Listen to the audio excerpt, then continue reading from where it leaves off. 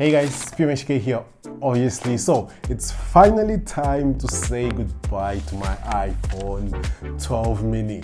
Goodbye in the sense that I'm probably not going to be using it anymore once I upgrade to the iPhone 15, which it's on the way. I had some issues with my order, but it's coming. So the reason I initially got the iPhone mini was because it was first of its kind. This is the first of the two iPhone minis that Apple ever made, because they don't make them anymore, and also they actually have discontinued, I think, both models, the 13, this is the 12 mini. I got it in blue because it was also the first time they made a phone in this shade of blue, so I got it because I knew it was going to actually pop up and people were going to notice that I'm using the iPhone 12 mini. I also got it for the simple reason that it's a pretty small phone and I actually love using this phone on the go. Also enjoy using this phone a lot when I'm in bed. It actually doesn't weigh that much. Now this phone here, I did not buy it locally in South Africa. I got it from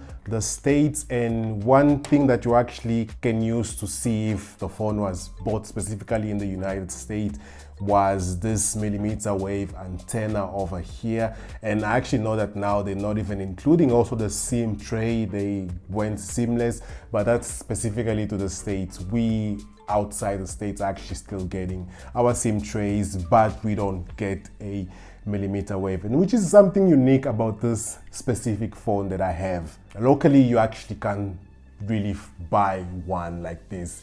Although it has this millimeter wave, I actually have never used it because, if I'm not mistaken, our antennas here don't support the millimeter wave 5G. They support the standard 5G, which is sort of the slow 5G. Now, I actually had pleasant experiences with this phone, apart from the fact that sometimes it actually gets fingerprints very easily.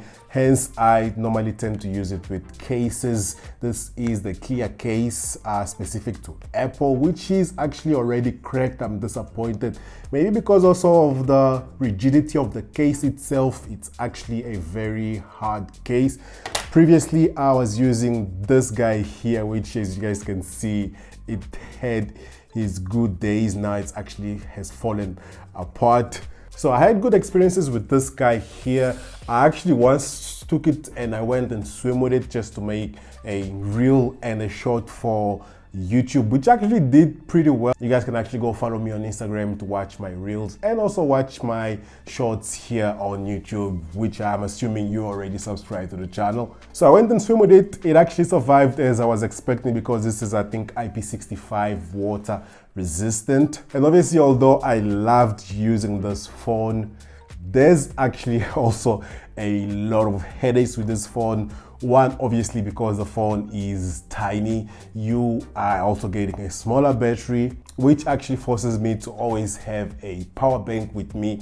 When I go to the gym, I have a power bank on my bag. When I'm inside the house, I'm most of the time charging the phone 2 to 3 times a day, depending on how heavy I'm using, because sometimes I also create my content on the phone, which is one reason I ordered an iPhone 15 Pro Max on a much bigger size. And talking about size, also this guy here was 64 gigs. So right now I can't even go to iOS 17 because the phone is full and I don't even know what to delete to be able to install iOS 17 on it. So I haven't really been making much videos about iOS 17 because I can't even install iOS 17. And contrary to popular belief, I do not own many iPhones right now. This is the only iPhone I have, and I have an Android also on the side. Other headaches because of the size of this guy also.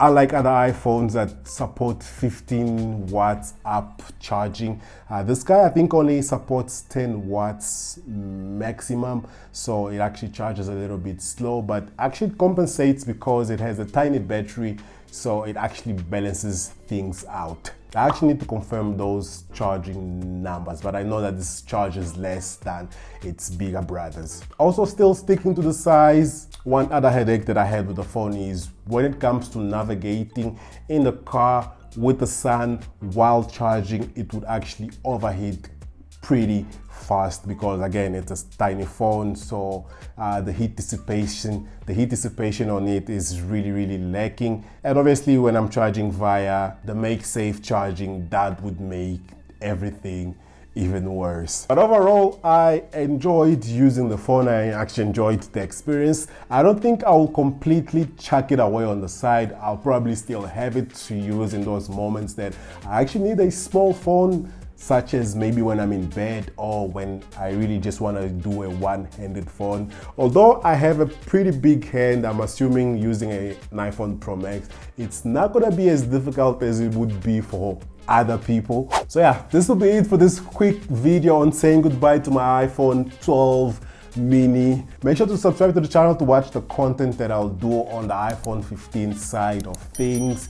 Otherwise, I'm going to catch you guys on my next video. Peace.